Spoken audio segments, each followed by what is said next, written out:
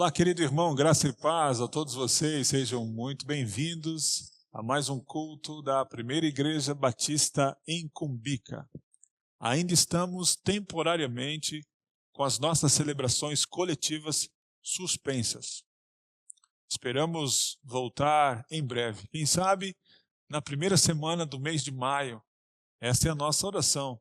Não sei se isso vai acontecer, mas queria convidar você a orar por esse propósito, para que gradativamente possamos voltar às nossas celebrações coletivas que tanto nos faz falta. Embora temos aprendido que a igreja é um corpo vivo, nós não podemos estar juntos aqui aos domingos, mas com certeza o Espírito Santo de Deus tem nos unido e criado vínculos entre nós de uma forma especial e também diferente.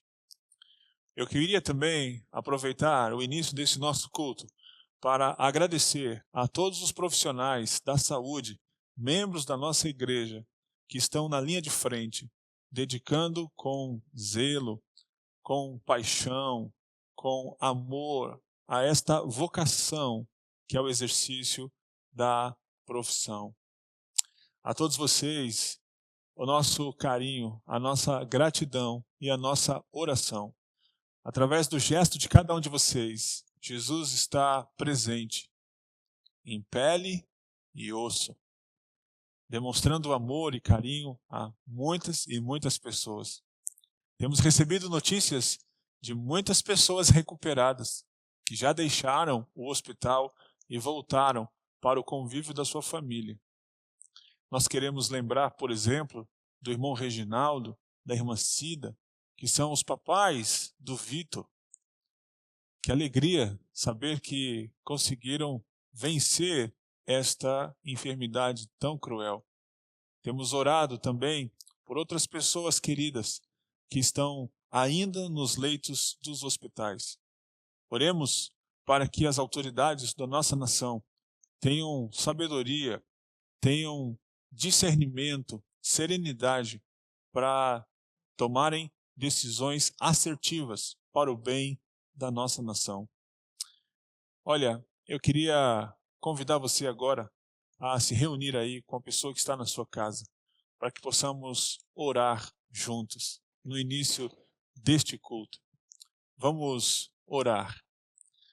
Querido Deus e nosso Pai, Pai de nosso Senhor e Salvador Jesus Cristo, na Tua presença nós adentramos.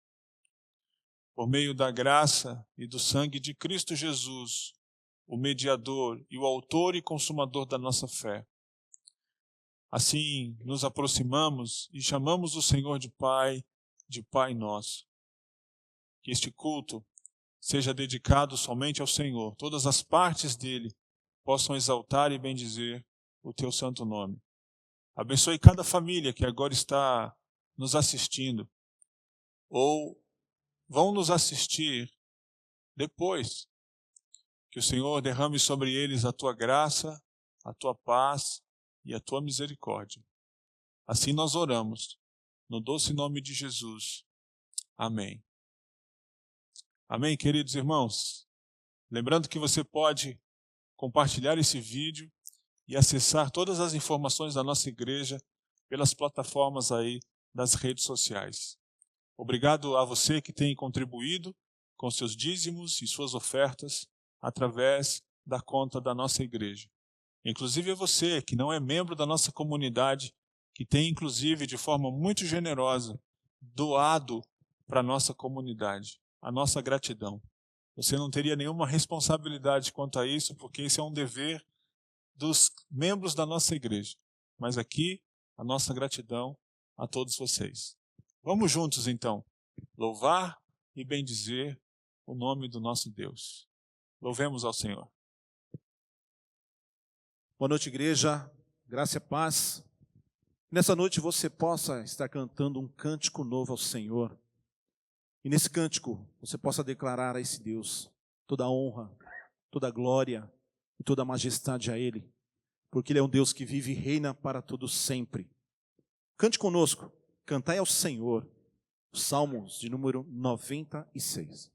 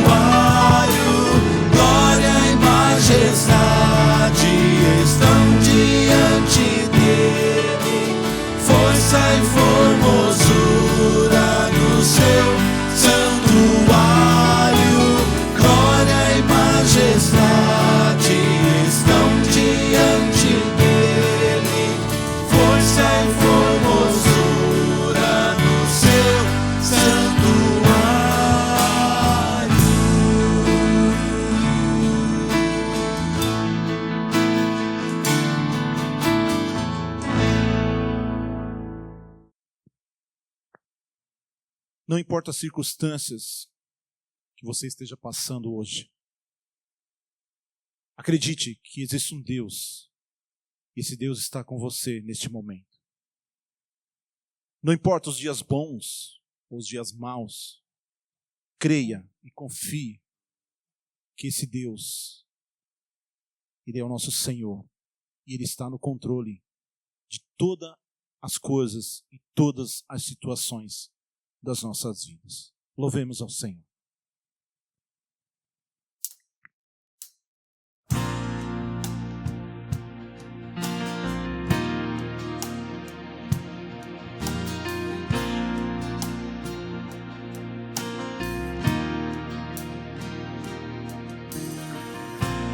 Tu não és um Deus criado por nossas mãos, nem um Deus que é dependente de um homem mortal. possamos dar-te. É tão bom para ti, tu és Deus, serás para sempre assim. Tu não és um Deus criado por nossas mãos, nem um Deus que é dependente de um homem mortal. Nada que possamos dar-te é tão bom para ti. Tu és Deus, serás para sempre assim.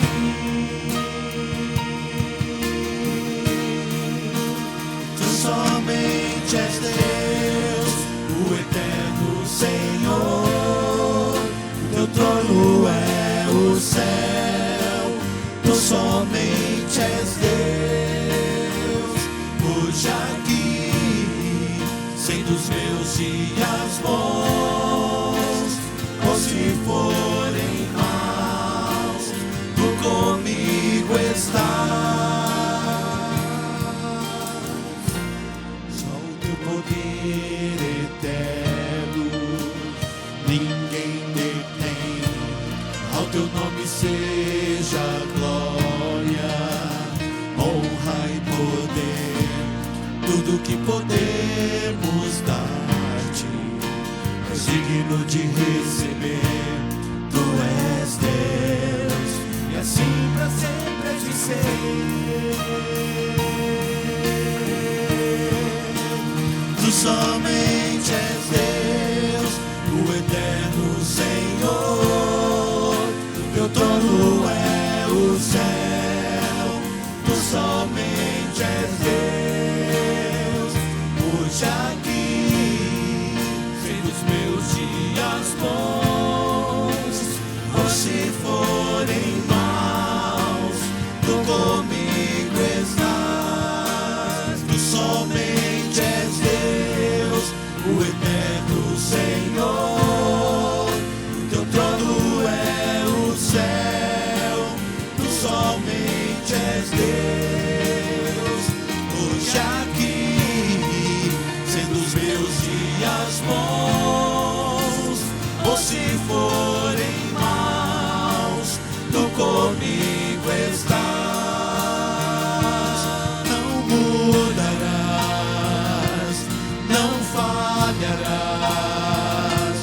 Tremendo Deus, assim tu és. Não mudarás, não falharás. Tremendo Deus, assim tu és.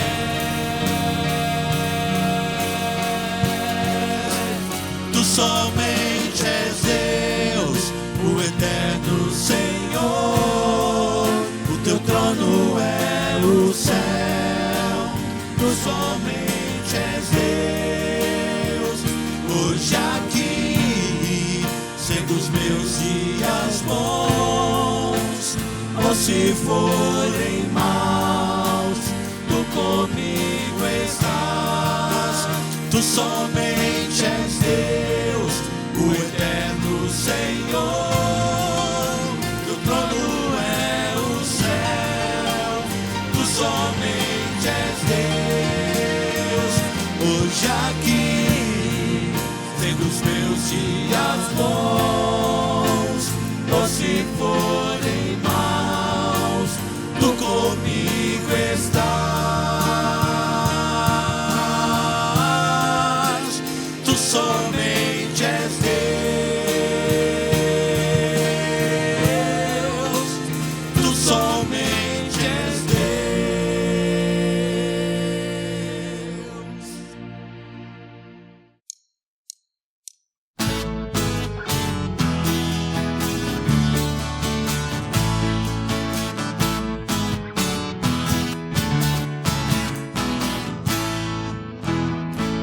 Não fica triste, a gente passa por outra Eucaristia.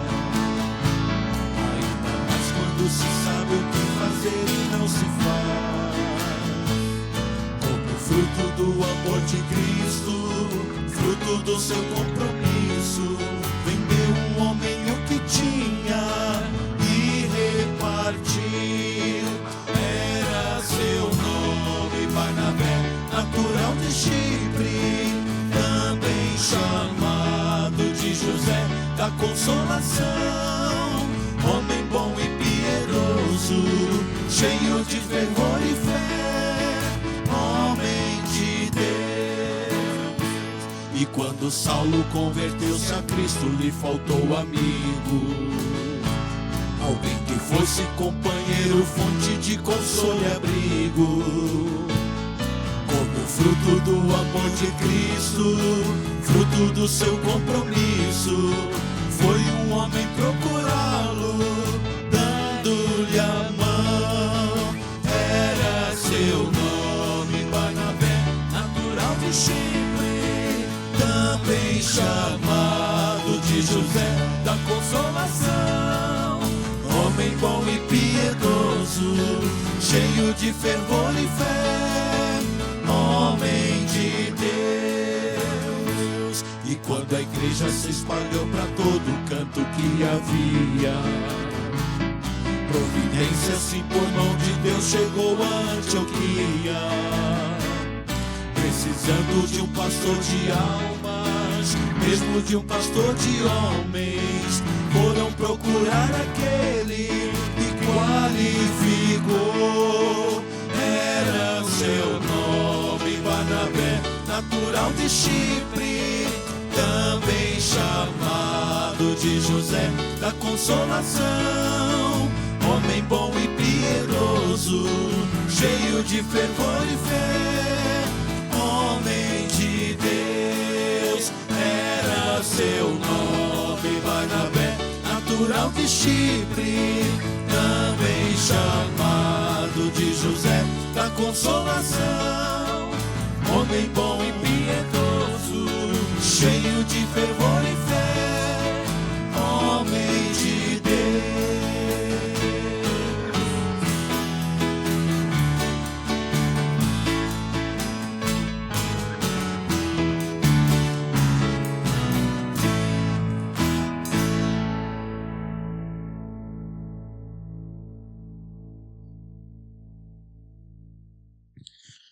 Muito bem, irmãos, depois de um período de louvor inspirativo, agora vamos meditar na palavra do Senhor. Eu queria convidar você a abrir aí a sua Bíblia no livro dos Atos dos Apóstolos, capítulo de número 13. Nós vamos ler os 3 primeiros versos deste capítulo, tá bem? Atos dos Apóstolos, capítulo 13, a partir do verso 1 até o versículo de número 3. Diz assim a palavra do Senhor. Havia na igreja de Antioquia profetas e mestres: Barnabé, Simeão, por sobrenome Níger, Lúcio de Cirene, Manaém, Colasso de Herodes, o tetrarca, e Saulo. Servindo eles ao Senhor e jejuando, disse o Espírito Santo: Separai-me agora Barnabé e Saulo para a obra a que os tenho chamado. Então, jejuando e orando, e impondo sobre eles as mãos, os despediram. Todos nós sabemos a importância que Jesus deu à igreja. Uma palavra usada pela primeira vez numa conversa que Jesus teve com seus discípulos, não fazendo referência ao templo ou à própria sinagoga, que eram lugares de encontros já estabelecidos, tanto para o estudo das Escrituras, quanto para celebração de culto, ou até mesmo de oferta em sacrifício ao Senhor nosso Deus. Jesus, quando usa pela primeira vez a palavra igreja, é num contexto em que ele quer saber o que dizem a respeito dele. E ele pergunta para os discípulos: quem dizem ser o Filho do Homem? E todos os discípulos trazem respostas associando Jesus com alguns dos profetas de mensagem dura, como, por exemplo, João Batista, como, por exemplo, Elias, homens que tiveram discursos enfáticos, de denúncia. E Jesus, então, não reage aos discípulos dizendo se eles estão certos ou estão errados diante daquilo que estão respondendo. E aí Jesus muda a pergunta. E vocês? Quem dizem ser o Filho do Homem? Há um silêncio, até que Pedro quebra o silêncio e diz para Jesus: Tu és o Cristo, o Filho do Deus vivo.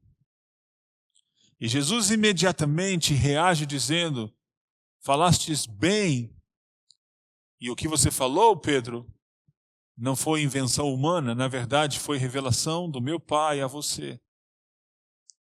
E é sobre esta sua declaração, é sobre esta pedra de fundamento que vou edificar a minha igreja. E as portas do inferno não irão prevalecer contra ela. Jesus então usa a palavra igreja pela primeira vez como referência não a um prédio construído, mas a um ajuntamento de pessoas em torno do seu nome. Um pouquinho mais adiante, Jesus também vai dizer aos discípulos que onde estiverem 2 ou 3 reunidos em seu nome, ele estaria presente no meio deles. A igreja tem essa conotação de ajuntamento de pessoas que reconhecem e sabem quem é Jesus. E elas se encontram com o propósito de adorar e bendizer o nome de Jesus. Jesus tem, portanto, a centralidade da vida comunitária da sua igreja. Ele mesmo disse: edificarei a minha igreja. Jesus é quem a idealiza. Jesus é chamado nos escritos de Paulo como o cabeça da igreja. Assim também apresentado como o noivo da igreja. Pois bem, o evangelho se espalha por todo canto. Depois do dia de Pentecostes, a igreja em Jerusalém ganha importância. Mas com a perseguição que Saulo coordena sobre a igreja em Jerusalém, com a morte de Estevão, e a perseguição e a dispersão de muitos irmãos por toda a região da Judéia, Samaria, o evangelho chega numa cidade chamada Antioquia. Se o apóstolo Paulo tem o seu registro no livro de Atos, convertido no capítulo 9, aqui no capítulo 13, ele está presente numa lista de homens encabeçada por Barnabé, chamados de mestres e também profetas. Saulo é o último nome dessa lista. Ele não tem o seu nome citado por Lucas como Paulo, apóstolo, mas como Saulo. Mas ele faz a citação do nome de Saulo numa lista de homens reconhecidos pela comunidade de Antioquia como profetas e mestres. A igreja de Antioquia é a segunda igreja na narrativa de Lucas, a mais importante nesse cenário da expansão não só numérica, como também geográfica da igreja de Jesus. E é dentro desse cenário, desta igreja tão importante, que eu gostaria de falar sobre algumas características do engajamento desta igreja com a missão. A missão que Jesus deixou para os seus discípulos e que eles levaram muito a sério. Fazer discípulos de todas as nações, batizando-os em nome do Pai, do Filho e do Espírito Santo. Com a promessa de, no cumprimento desta missão, de serem testemunhas, de serem mártires no poder do Espírito, de Jerusalém aos confins da terra, Jesus promete estar com eles todos os dias até a consumação dos séculos. A igreja de Antioquia vai ser a igreja ponto de partida de todas as viagens missionárias do apóstolo Paulo. O que devemos ainda observar é que nesta igreja o apóstolo Paulo parte e depois também retorna para a prestação de contas, relatórios daquilo que Deus tem feito na vida dos gentios, dos judeus, que vão se rendendo ao poder do Espírito Santo. Que coisa maravilhosa, e eu espero que estas características que revelam o engajamento da igreja de Antioquia possa muito nos inspirar como igreja de Jesus nesse tempo, nesse momento em que nós vivemos. A primeira característica que eu gostaria de destacar para vocês ainda está no verso de número 1. A característica deste engajamento da igreja de Antioquia na missão é que os dons espirituais dirigem as relações pessoais desta igreja. O assunto dons espirituais vão estar presentes nas cartas paulinas, como argumento, como ênfase doutrinária, a respeito desta dinâmica do Espírito Santo na vida da igreja, como um corpo vivo. E se tem uma coisa que temos aprendido nos últimos dias, é que a igreja é um organismo dinâmico e vivo, e extremamente relacional. Temos aprendido isso. Além do espaço físico, onde construímos para celebrar o nome de Jesus, além de um dia da semana separado para estarmos juntos congregando, a igreja tem experimentado essa dinâmica de um corpo vivo. E é exatamente dentro dessas relações do corpo vivo da igreja que o Espírito Santo age distribuindo a cada membro desta igreja dons espirituais. Os dons espirituais que eu possa ter, você não tem. Ou que você possa ter, eu não tenho. E essa é a razão do porquê o Espírito Santo distribui diferentes dons para os diferentes membros da igreja, para que juntos, em nossas relações pessoais, possamos expressar o cuidado e dar ao outro aquilo que é necessário para a sua edificação, consolação e exortação. A igreja de Jesus tem tudo o que ela precisa.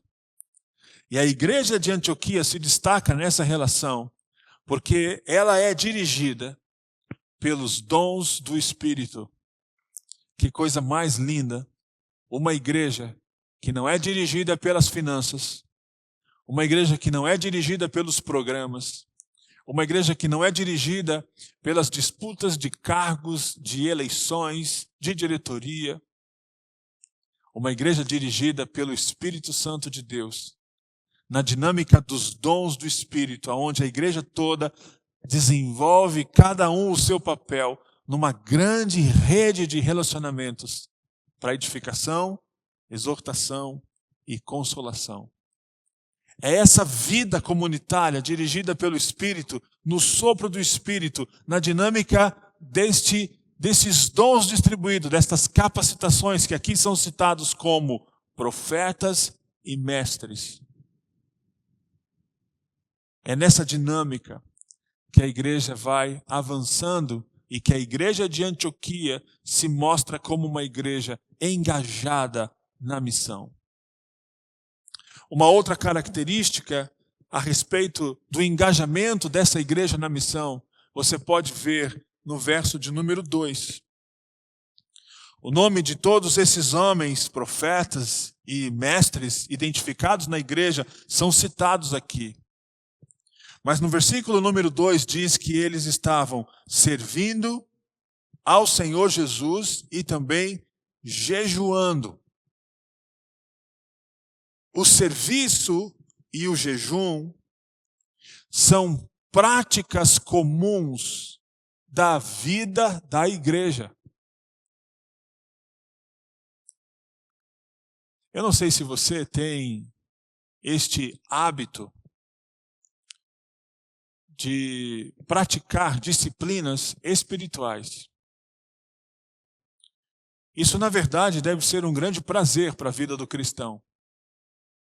Muito menos do que uma regra, muito menos do que uma obrigação, mas um prazer por entender que esse jeito de viver, esta prática comum do dia a dia da igreja, na verdade, prepara a igreja para algo muito importante. O contexto da igreja nesta época é um contexto de perseguição. Mas talvez o pior que possa vir sobre a igreja não é nem a perseguição, mas é esta característica número 3, que tem a ver com uma espiritualidade sensível para ouvir a voz do Espírito Santo. Se algo pior pode vir sobre a igreja, não é a perseguição, não é a catástrofe, não são os rumores de guerras, muito menos as pestes. Mas a tragédia dela não conseguir discernir a voz do Espírito Santo falando com a igreja. O Espírito Santo fala. E a igreja de Jesus ouve. Não é à toa que Jesus repete no seu ministério, e também João no Apocalipse vai repetir às igrejas que vão receber as cartas: quem tem ouvidos para ouvir, ouça o que o Espírito diz à igreja. A vida comum da igreja de jejum e serviço ao Senhor Jesus era uma prática que os preparava para discernir a voz de Deus. Essa é uma terceira característica que faz da igreja de Antioquia uma igreja especial e engajada na missão. A sua espiritualidade é sensível para ouvir o que o Senhor tem a dizer. As ovelhas de Jesus, elas ouvem a voz de Jesus. Elas conseguem discernir a voz do bom pastor. E Jesus, que é o bom pastor, é assim que ele se apresenta, ele diz que conhece cada uma das suas ovelhas. É ele quem entra no aprisco pela porta. É ele quem abre a porta e convida-as para sair. As ovelhas de Jesus não seguem uma voz estranha. Por mais sedutora que essa voz possa parecer, é a voz de Jesus que é inconfundível em meio a tantos sons, a tantos barulhos. Uma espiritualidade, portanto, que depende dessa relação perfeita com Jesus, na mediação do Espírito Santo de Deus, é que torna a igreja sensível para ouvir essa voz inconfundível. Mas há ainda uma quarta característica desta igreja de Antioquia que faz dela uma igreja engajada na missão. Ainda no versículo 2, o Espírito Santo fala com a igreja ouve a voz do Espírito, e o Espírito diz: separai-me agora. Agora é uma questão de urgência. Separai-me agora, Barnabé e Saulo, para a obra a que os tenho chamado. A igreja sabe que a missão exige a participação dos melhores. Essa é uma característica importante. A igreja não tem medo de perder pessoas para a missão. Porque a igreja sabe que o exercício da missão depende do voluntariado, do chamado, da vocação do Espírito aos melhores. A igreja está enviando para a missão seus profetas, seus mestres. Uma igreja talvez desavisada e sem conseguir discernir a voz do Espírito, lamentaria a perda de dois ícones importantes da história da igreja. Barnabé, por exemplo, é conhecido como o homem da consolação. O livro de Atos diz que ele era um homem próspero. Ele tem a iniciativa de vender suas propriedades e repartir seus bens para que os necessitados da comunidade fossem abençoados. Ananias e Safira, provavelmente vendo esse testemunho, querendo imitar, acabam se dando mal. A igreja desavisada poderia lamentar a perda de um recém-convertido chamado Saulo, como uma experiência marcante de testemunho, de conversão. Depois de um tempo longo de preparação, cerca de 14 anos em que ele fica recebendo do próprio Jesus as revelações. E agora ele está presente na igreja de Antioquia, sendo convocado para a sua primeira viagem missionária. A igreja desavisada poderia ficar lamentando a perda destas pessoas tão queridas e importantes. Mas como ela é uma igreja engajada na missão, ela sabe que para o cumprimento da missão, o Espírito Santo tem urgência e convoca os melhores. Convocar os melhores não significa convocar os perfeitos. Você sabe muito bem, pelo relato da história do livro de Atos, que Paulo e Barnabé chegam a discutir por causa de João Marcos. E a briga parece que é muito feia e eles se separam, a ponto de Paulo escolher Silas e seguir a viagem, enquanto Barnabé pega João Marcos e volta para Chipre. Olha só, a última característica que podemos destacar nesse texto e que revela exatamente que esta igreja é uma igreja engajada na missão, está no verso de número 3, que diz assim, que eles jejuando e orando e impondo sobre eles as mãos, os despediram.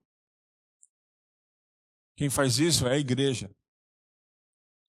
A característica é que a igreja entende que a responsabilidade primeira é dela em jejuar, em orar e sustentar, se responsabilizar pelos seus missionários. A igreja, ela precisa ser um grande celeiro de obreiros. O mundo carece de mais obreiros. A seara carece de mais obreiros. O mundo carece de mais obreiros. Vamos orar e vamos pedir ao Senhor da seara que chame mais obreiros. Que a nossa igreja seja celeiro de uma grande missão. Que saia dentre nós, homens e mulheres, adolescentes ou jovens, que respondem positivamente ao chamado do Senhor e faz isso por meio da igreja, porque o Espírito Santo fala com ela. que a igreja de Antioquia seja uma grande inspiração para a gente. Que a história tão jovem, de pouco mais de 30 anos, da Igreja Batista de Cumbica, possa ser uma história escrita pelo ardor e pela paixão, pela obra da missão. Uma missão que é de todos nós, uma missão que é de cada um de nós. Uma missão que é feita por uma igreja engajada, porque ela tem dentro dela os melhores para a missão. Porque ela é uma igreja que tem uma espiritualidade focada em Jesus e sensível a ouvir a voz do Espírito que fala com ela. E que, portanto, ela responde. Responde se responsabilizando, orando, jejuando pelos seus missionários. Que Deus te abençoe. Que Deus te guarde. E que te dê essa coragem de se engajar numa missão que é extraordinária. Porque disse Jesus, edificarei a minha igreja e as portas do inferno não prevalecerão contra ela. Nós somos um corpo vivo, dinâmico, a igreja de Jesus, mais do que vencedora por aquele que nos amou. Que os dons espirituais, que o sopro do Espírito, que o foco em Jesus, sob o comando e a batuta do Pai, possa continuar dirigindo a história da nossa igreja. Deus te abençoe. Fique na paz. Louvemos ao Senhor.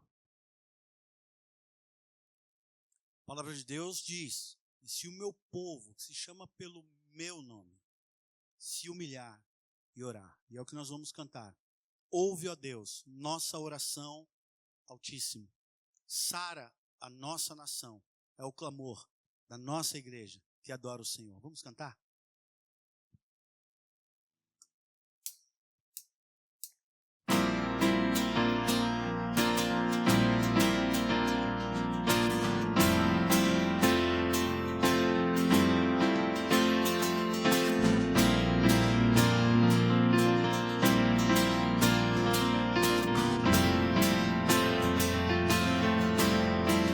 Bem-aventurado que está firmado em tua casa, aquele que te louva, cujo coração está no nosso Deus.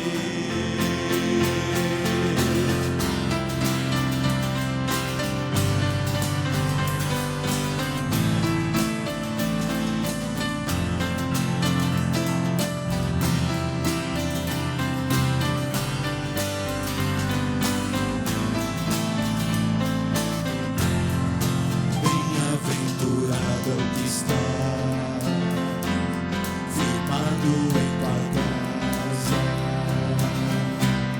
aqueles que te louvam, cujo coração está no nosso Deus. Bem-aventurado é o que tem sede da justiça de Deus, aqueles que são filhos da luz, cuja força vem do nosso Deus. Que o teu reino venha sobre nós, iremos tua glória sobre nós. Ouve, ó Deus, nossa oração altíssima. Aleluia. Sara, Senhor. Sara essa nação, é o clamor da igreja que te adora.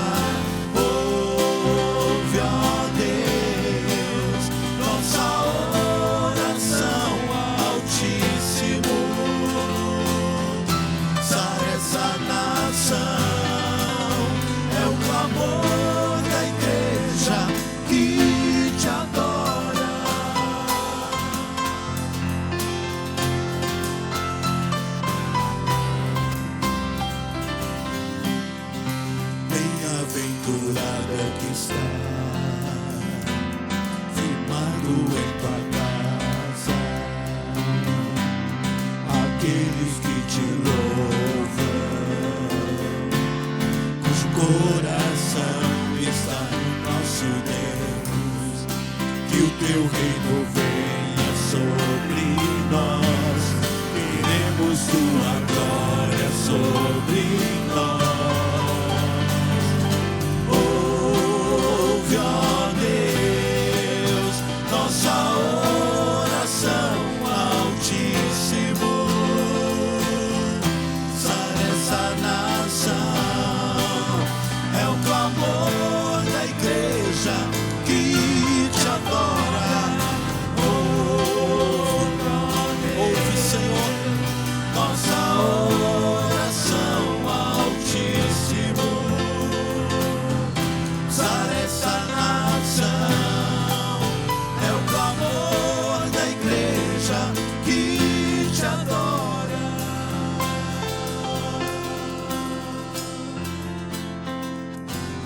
Só tu és santo, só tu és santo, só tu és santo, Senhor. Aleluia. Só tu és santo. Declaremos uns dos outros. Só o Senhor é santo. Senhor. Aleluia. Só tu és santo. Só tu és santo. Só tu és santo. Só tu és santo, Senhor. Só tu és santo. Só tu és santo. Só tu és santo, Senhor. Só tu és santo, Senhor. Ouve, ó Deus, nossa oração, Altíssimo. Sara essa nação, é o clamor da igreja que te adora. Ouve, ó Deus, nossa oração, Altíssimo. Sara essa nação, é o clamor da igreja que te adora.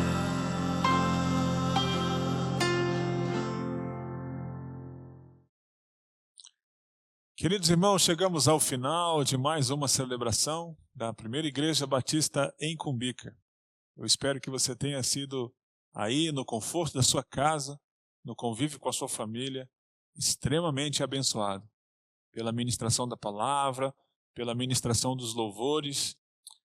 Eu quero desejar a todos vocês uma semana muito feliz e abençoada. Você pode compartilhar esse vídeo, você pode acessar todas as devocionais, os outros vídeos nas plataformas aí do YouTube, ou até mesmo da página da igreja no Facebook, para que você tenha todas as informações necessárias do andamento das atividades da igreja. Espero que você fique bem, assim como também toda a sua família.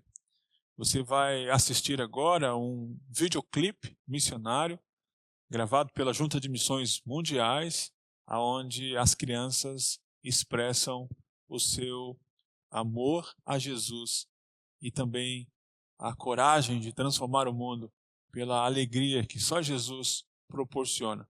Que o Senhor te abençoe e te guarde. Que o Senhor faça o seu rosto resplandecer sobre ti e tenha misericórdia de ti. Que o Senhor sobre ti levante o rosto e te dê a paz. Boa semana. Até domingo que vem. Um beijo.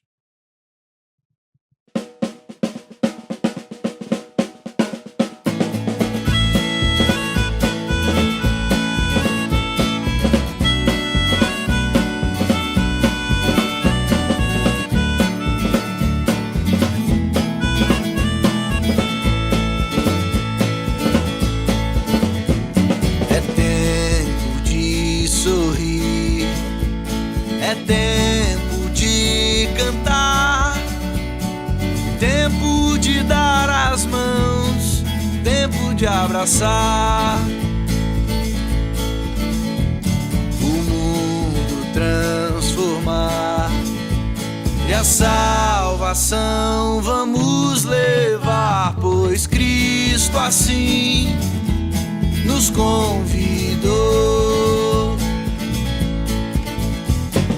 Vamos juntos transformar o mundo, vamos levar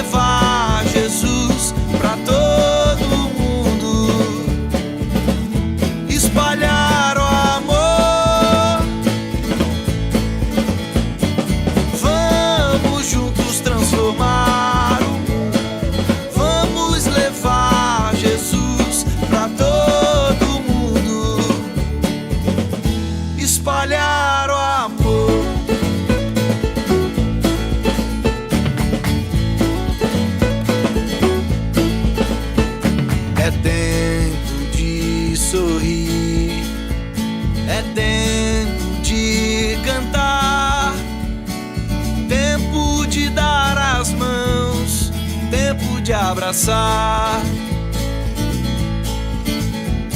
o mundo, transformar, e a salvação vamos levar, pois Cristo assim nos enviou.